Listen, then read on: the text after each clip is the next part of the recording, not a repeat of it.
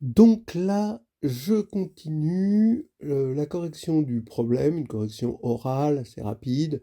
Euh, et on venait de terminer la partie 1, il y avait l'exercice, partie 1, et là maintenant, la partie 2, et ça commençait par des notations, parce qu'effectivement, étant donné qu'on attaque quelque chose de nouveau, bah forcément, il y a les notations, parce que a priori, c'est pas au programme les dérivations, et là, on tombait sur un objet qui s'appelle justement la dérivation sur un anneau commutatif unitaire. Bon, en général, on peut en définir sur des non commutatifs, mais c'est pas grave. Donc, compatible avec l'addition, et de A dans A, hein, voilà, et avec cette espèce de compatibilité avec la multiplication, d de u fois v égale u fois d de v plus d de u fois v, c'est-à-dire qu'on est en train de mimer finalement la dérivation des polynômes. D'accord? C'est exactement ce qu'on attend. Sauf que pour la dérivation des polynômes, il y a une commutation avec la multiplication par une constante. Et là, finalement, il va y avoir ce truc-là, mais les constantes sont pas encore définies a priori. Elles le seront a posteriori. Donc, on a une petite phrase pour nous dire que ça forme un A module, les dérivations, c'est-à-dire qu'on peut multiplier par un élément de grand A, hein, et ajouter de dérivations, et ça fait encore des dérivations. On appelle corps différentiel un couple KD, donc là, les dérivations vont concerner plutôt les corps, peut-être les anneaux si vous voulez, mais comme objet de passage. Et voilà, donc K est un corps, D est une dérivation, voilà. L'ensemble des dérivations, bah, c'est un K espace vectoriel. Bah, on admet, oui, bah oui, puisque d'après ce qui précède, c'est un K espace vectoriel, c'est pas la peine d'admettre deux fois. J'ai peut-être pas compris le truc, mais j'ai l'impression qu'on est en train de l'admettre deux fois. Ok. Euh, ah oui, peut-être au niveau de tous les autres axiomes. Ouais, bon, ok. Et puis, en fait, c'est pour pas qu'on s'embête avec ça, surtout, je pense. Euh, et puis, ben, on a une dérivation bien connue sur le corps des fractions rationnelles qui va prolonger, finalement, cette dérivation qu'on connaît, la dérivation standard, prime, d'accord, qui est sur les polynômes, elle, hein, et ça le prolonge. On ne demande pas de le démontrer, bon, il n'y a aucun souci. Ici, il y a quelque chose, alors bon, bien sûr, hein, vous avez, on a des dérivations qui ne sont pas hein, la dérivation qu'on connaît. C'est-à-dire, il suffit de multiplier une dérivation par x, et ça va nous donner une autre dérivation. Hein. Notre, ici, notre propriété va être multipliée par x et tout va bien marcher. Hein.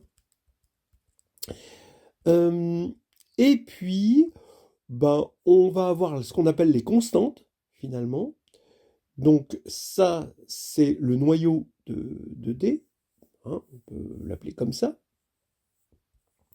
Et la définition, évidemment, dépend de D. Hein. Voilà, c'est les constantes. P avec, pas puissance, c'est plutôt un indice supérieur D, ce sera juste, pour un polynôme P, le fait de prendre la dérivée de chaque coefficient. Voilà.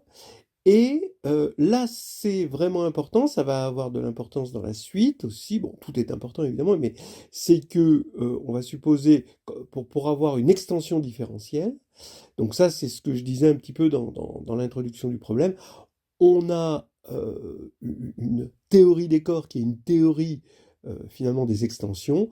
Ben, on va avoir une théorie des corps différentielle qui va être une théorie des extensions différentielles, mais on demande que, évidemment, le D de K est inclus dans K, mais aussi que les constantes pour elle soit aussi les constantes pour K. C'est-à-dire que si un élément de L vérifie D de X, si on l'appelle X égale 0, alors il est dans K directement. Et ça va être utile, évidemment, par la suite. Faut vraiment bien lire ce truc-là, parce que ce sera... faut bien repérer ce truc. Bien, bon, ils nous disent des petits conseils. Et puis, on attaquait la partie 2, qui est un formulaire de calcul, c'est vraiment rien du tout. Le 11, bon, alors là, à mon avis, les gens, ils ont dû gratter. Je plains les correcteurs parce que les copies vont être longues, hein. Je pense que j'ai des étudiants, ils en ont écrit 40 pages, hein, là. Alors, D de 1 égale 0, bah ouais, D de 1 égale 0, il suffit d'appliquer. Alors, comment on va appeler cette formule entre nous? On va appeler donc la formule des différentiels, hein, des dérivations, on va dire ça. La formule des dérivations, ce sera donc d de uv égale u d de v plus d de u v. Et on applique la formule des dérivations à d de 1 point u, qui est égal aussi à d de u, et en identifiant, on prend u différent de 0 par exemple, et on va obtenir que d de 1 égale 0. Du coup, pour x dans k étoile, bah, il est inversible, et d de 1 sur x, si on veut le calculer, bah, on écrit d de 1 égale 0, avec 1 égale x fois 1 sur x, et on écrit la formule de dérivation. Ça va nous faire évidemment que d de 1 sur x, c'est moins d de x sur x2. Ensuite, bah, par récurrence, évidemment, hein, faut mettre un peu à plat cette récurrence, d de xn égale n, xn-1 d de x, et en appliquant, donc ça c'est en appliquant encore la formule de dérivation par récurrence, et ici, d de x sur y, on l'écrit d de x fois 1 sur y, et avec le 11, on obtient la dérivation naturelle. Du coup, si x est non nul, la première relation vaut pour tout n dans z.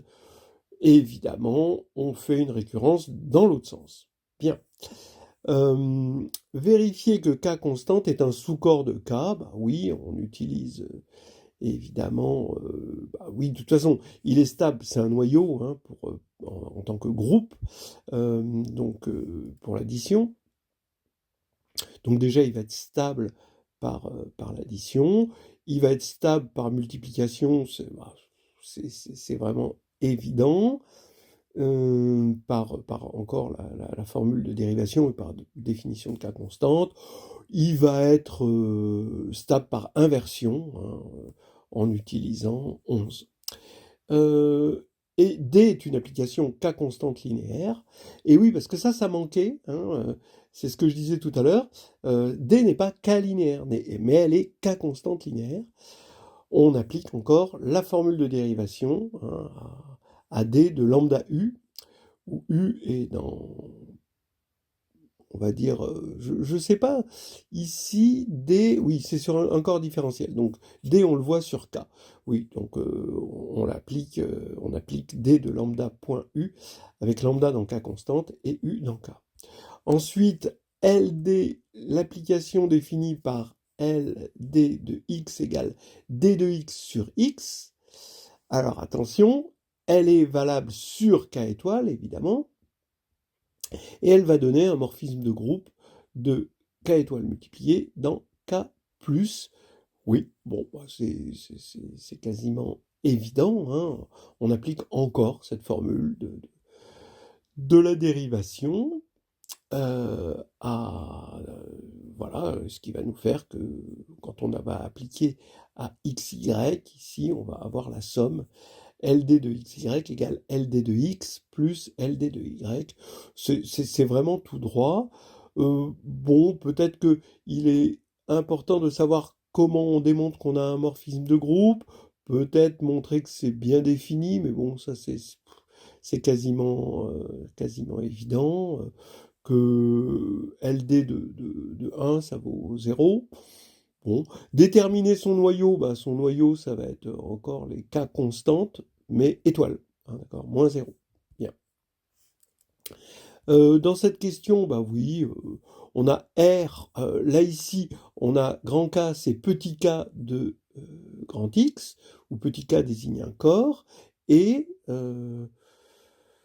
c'est un cas particulier, on nous dit pas ce que c'est que la dérivation, non, c'est juste une dérivation quelconque.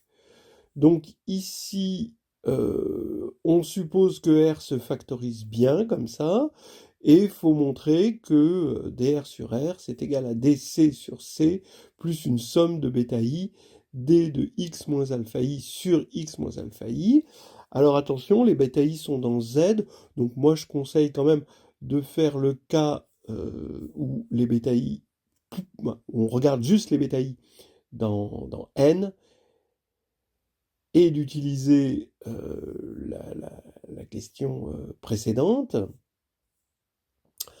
Je suis un petit peu embêté parce que oui, bon, bah oui, on prend petit x égale grand X moins alpha i, hein, et bêta i égale n. Mais, ah oui, on l'a fait pour tout n dans Z. Donc tout va bien, hein. On peut le dire en disant, voilà, on utilise 12. Faut préciser avec petit n dans Z, petit x égale C, petit x égale grand X moins alpha i. Voilà.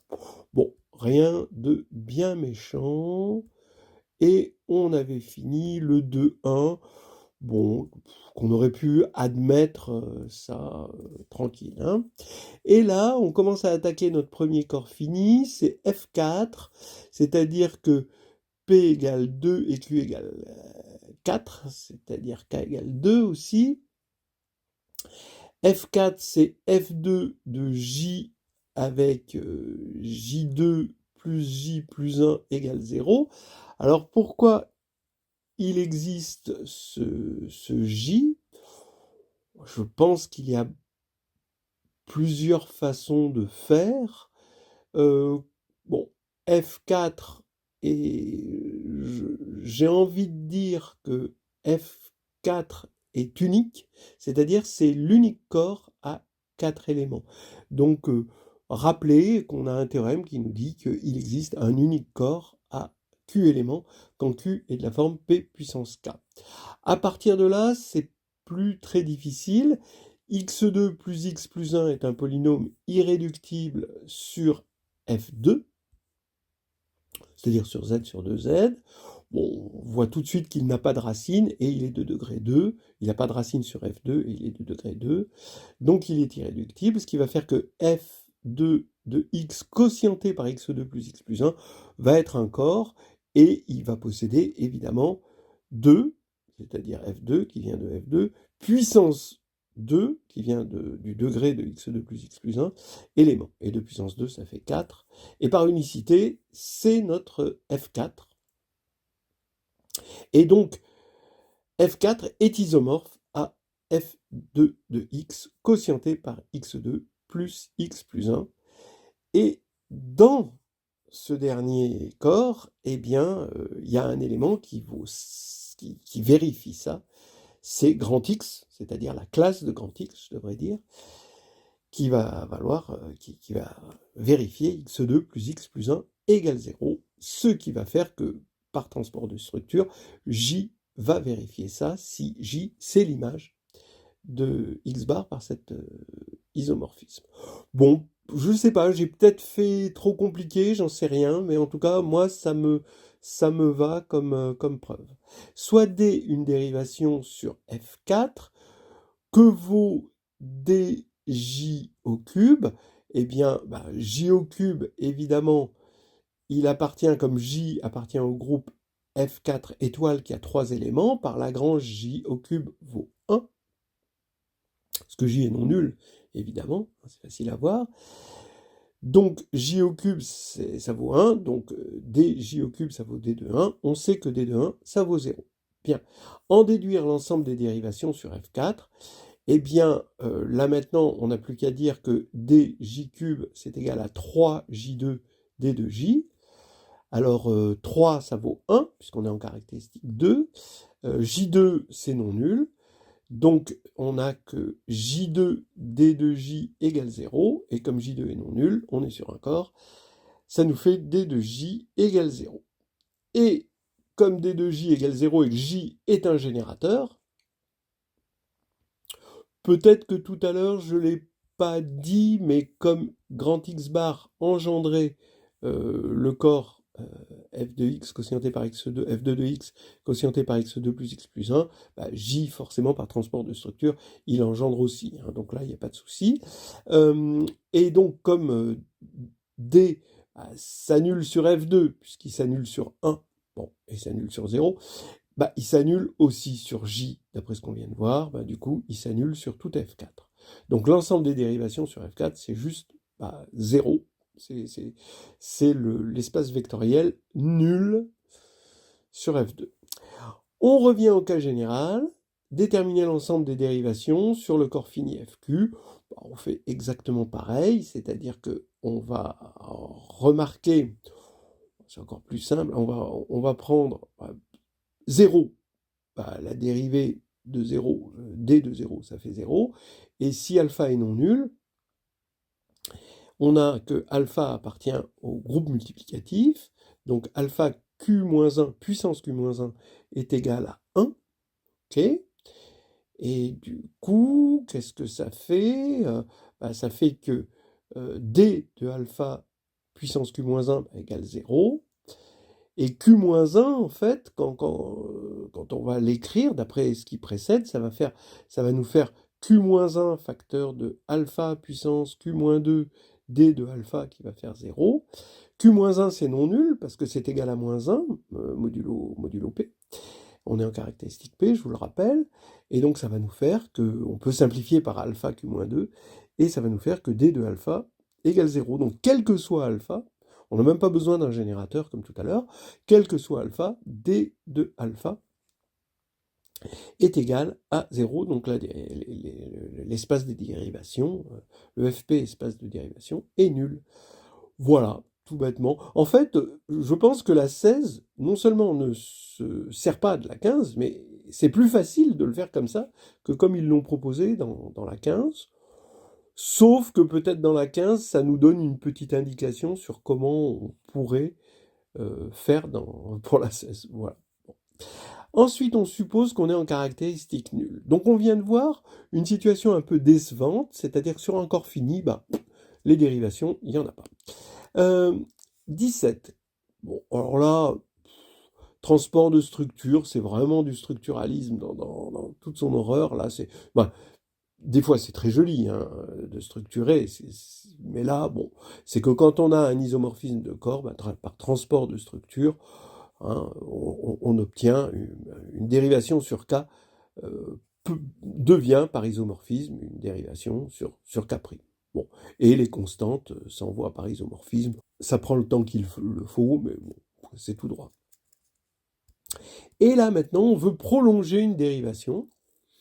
On a un surcorps, bon, une extension finalement, alors je ne sais pas pourquoi ce vocabulaire de surcorps, je pense que c'est pour ceux qui n'ont pas la théorie des corps, L, donc une extension de K, et on va essayer de la prolonger de sorte, donc c'est vraiment ce qu'on appelle un prolongement, hein, de sorte à ce que quand on prend la restriction de D chapeau, on retrouve D, et on veut que ce soit une dérivation. Alors, encore des structures, A18, A un anneau commutatif intègre. On veut passer d'une dérivation sur A, sur un anneau, en une dérivation sur son corps de fraction. Bon, bah, évidemment, qu'est-ce qu'on a envie de faire? On a envie de dire, bah, D de A sur B, bah, on va dégainer la formule, c'est D de A fois B, moins D de B fois A, sur B2, voilà, par définition. Sauf que c'est pas bien défini, il faut montrer que ça ne dépend pas du choix de AB. Or, si le couple AB, avec B non nul, hein, évidemment, définit la même fraction, c'est qu'ils sont proportionnels, ils sont aproportionnels, et donc il faut montrer que deux couples proportionnels ne vérifient ont la même image par cette dérivation qu'on va appeler des chapeaux. Voilà. Donc ça se prolonge, voilà. Et maintenant, de manière unique, ben oui, d'après ce qu'on a vu tout à l'heure sur les corps, forcément, donc on a vu l'existence là, et l'unicité, bah, c'est que la formule, on n'avait pas le choix de la formule, d'après ce qu'on a vu tout à l'heure, pop, pop, pop, pop, pop, en 12. D'après la formule 12, on a unicité. Si on prend D1 et D2, eh ben, l'égalité qu'on a obtenue en 12 montre qu'on a égalité de D1 et D2 sur le corps de fraction B de A. Voilà, alors on nous rappelle, bon, on a bien, c'est bien hein, de nous rappeler P, D, 19. Alors, bah oui, ici on a L égale le corps de fraction de l'anneau de polynôme, construire une dérivation des chapeaux sur L dont la restriction à K de X, c'est l'application euh, ben, qui envoie P de X sur PD de X. Bon bah oui, il suffit d'appliquer le 18, donc est-ce qu'on supposait que, voilà, on rappelle que la notation, alors c'était une notation, je vérifie quand même, on définit un polynôme, non, bon, bah, faut vérifier que ce truc-là, P puissance D, comme ça, bon, je vais l'appeler P puissance D, bah, c'est bien une dérivation sur l'anneau des polynômes, déjà. Comme ça a été... C'est juste la notation, hein, on nous dit nulle part que c'est une dérivation, donc il faut le montrer. Bon, faut utiliser le produit de Cauchy, et puis voir que c'est compatible avec le produit de Cauchy. Donc il y a quand même un petit calcul à faire ici, hein, voilà. Et ensuite, une fois qu'on l'a fait pour cette dérivation, qu'on a bien construit, qu'on a montré que ça c'était bien une dérivation, bon évidemment pour l'addition, c'est évident, mais bon, après, pour la multiplication, c'est pas tout à fait évident, faut le faire. Et ensuite, ben, grâce à 18, on passe directement à L, qui est le corps des fractions de K de X, hein, faut le rappeler. Et donc, ça prolonge D. Évidemment, on vérifie que si alpha appartient à K, alors on retrouve D. Bon, ça c'est évident, puisque c'est un polynôme de degré 0, donc on applique P de D, donc c'est D. Bien. Ensuite, là, on suppose que X est un élément de L, mais X est algébrique sur K, et X engendre l'extension, la K-extension L. Eh bien, il faut démontrer l'existence de Q dans K de X, attention, K de X crochet, tel que mu X, alors mu X c'était le polynôme minimal de X sur K, puissance D de X, plus Q de X, mu X prime puissance X, voilà, égale 0. Bon, alors c'est assez simple, hein. Il suffisait d'écrire mu X de X égale 0, puisque bah, ça c'est le boulot du polynôme minimal, et donc la dérivée de 0, ça fait 0, donc la dérivée de mu X de X, ça fait 0, et on obtient, en dérivant ceci, on remarque que ça fait mu X puissance D de X, plus D de X, mu X prime de X. Voilà, très facile, et donc ça fait 0. Sauf que pour l'instant, on n'a pas défini le polynôme Q. Mais oui, mais D de X, par définition, il appartient à K de X, le corps des fractions rationnelles, mais X est algébrique, et on a vu dans la partie 1 que du coup K de X c'est K crochet X, puisque X est algébrique, donc on a le droit de dégainer un polynôme Q tel que Q de X est égal à D de X. Là, a priori, c'était ça qu'il fallait dire, hein. Donc maintenant 21, soit Q un polynôme vérifiant l'égalité de la question précédente, faut montrer que l'image de l'idéal engendrée par mu x dans le cas de x, hein, dans la note polynôme, par cette application est encore incluse dans mu x k de x.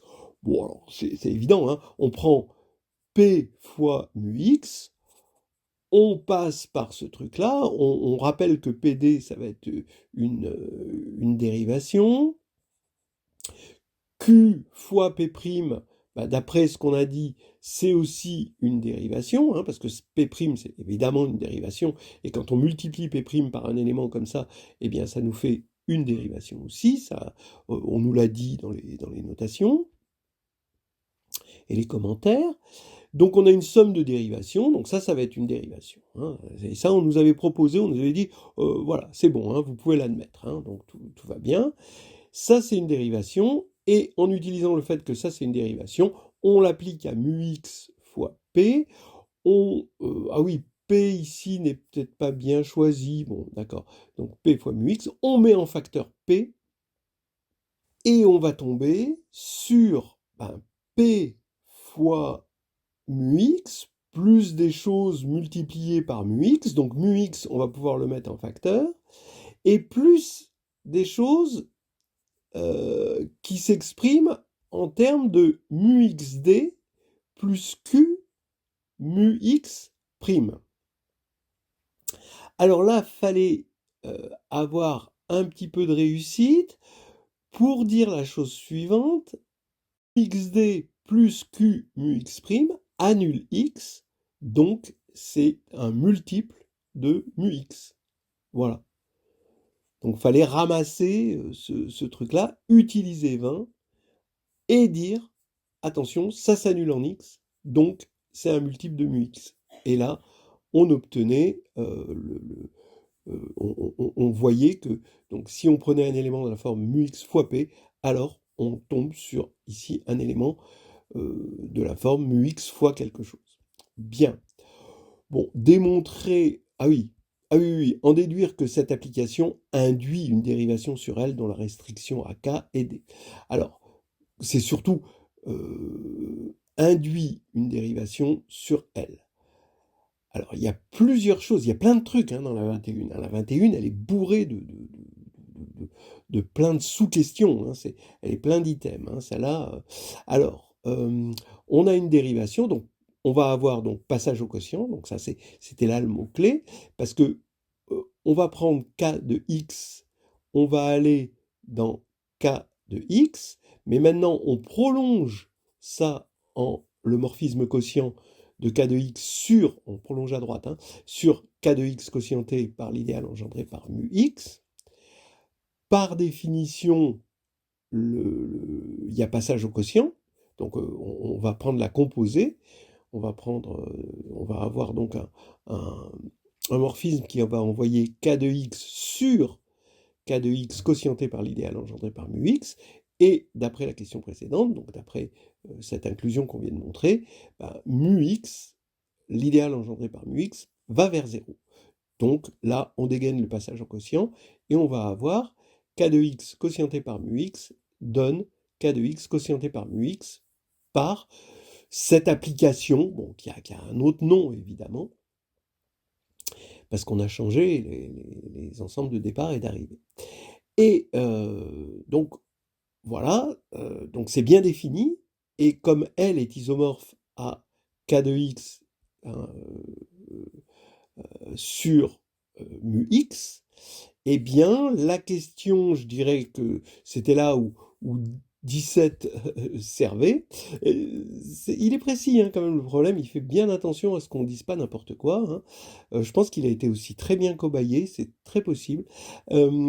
Et regardez, par transport de structure entre L et le quotient de k de x, eh bien ça nous donne une dérivation, hein, évidemment, on était parti d'une dérivation. Voilà. Et maintenant, la restriction à K, c'est D, bah oui, puisque quand on va restreindre à K déjà ici, bah c'est D ici, parce que c'est le polynôme puissance D, et ici ça fait 0. Beaucoup de choses dans cette question 21, je pense qu'elle vaut du point, hein. On continue avec la 22, démontrer que si KXD1 et KXD2 sont deux corps différentiels voilà, qui coïncident sur K, alors D1 égale D2. Et là, c'est là qu'il y a quelque chose qui va se passer. C'est que, en fait, regardez, la dérivation, elle doit vérifier ça, parce qu'on est encore, hein, d'accord, on est dans la 22, hein, vous voyez, attention, hein, X est un élément algébrique. Voilà. Et on a donc ça.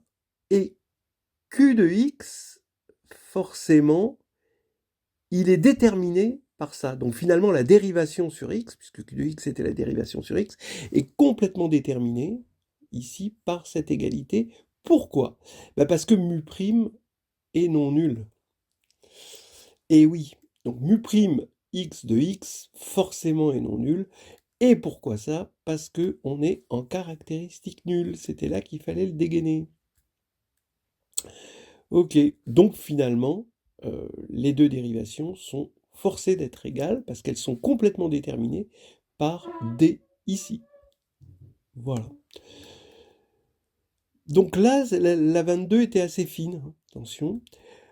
Ensuite, on suppose que L sur K est une extension finie. Justifier qu'il existe un unique prolongement de D en une dérivation sur L. Bon, si c'est une extension finie et on est en caractéristique nulle, il y a le théorème de l'élément primitif. Mais le fait de dire on rédigera précisément une démonstration par récurrence, ça veut dire on n'utilisera pas le théorème de l'élément primitif pour pas qu'il y ait des gens qui puissent le dire et d'autres qui ne le savent pas alors que c'est pas au programme.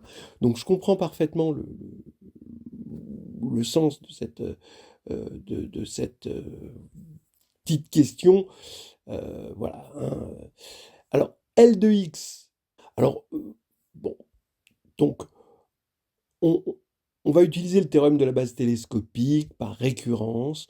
Donc, en fait, L, forcément, c'est une extension de K. Au moins, il n'y a pas forcément un élément primitif parce qu'on ne le sait pas encore, mais il y a plusieurs éléments qui vont engendrer et un nombre fini d'éléments qui vont engendrer. Donc on fait ça pour... on fait une initialisation. L'initialisation, ça va être la 21 et la 22 pour l'existence et l'unicité. Et la récurrence, c'est quand on va passer de K de x1 à K de x1 de x2. Voilà. Là, bon, ça c'est le premier pas dans l'hérédité, mais on voit que ensuite, à chaque fois, c'est ça qui va faire fonctionner les choses. Et à chaque fois, il y a existence et unicité du prolongement. Donc, à la fin, on a forcément une existence et une unicité du prolongement jusqu'à L. Je ne sais pas s'il y avait des points si on disait il y a le théorème de l'élément primitif, vu que il a été demandé expressément une démonstration par récurrence. Mais bon, elle est pénible, mais globalement, c'est juste qu'il y a un nombre fini. Alors, puisqu'il y a un degré fini, puisque L est de dimension finie sur K, il y a forcément un nombre fini d'étapes pour atteindre L à partir de K. Ensuite, 24, on a une extension finie, L sur K, D, une dérivation sur K de X. Justifiez brièvement que L de X est une extension finie de K de X. Bah oui, parce que L de X, L, va être engendré par un nombre fini d'éléments sur K, d'après ce qu'on a vu précédemment, et donc L de X est engendré par les mêmes éléments.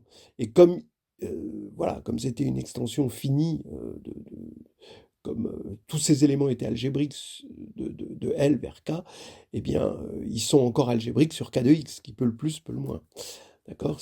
Être algébrique sur K, bah, ça implique qu'on est algébrique sur L de X, et donc on a une extension finie.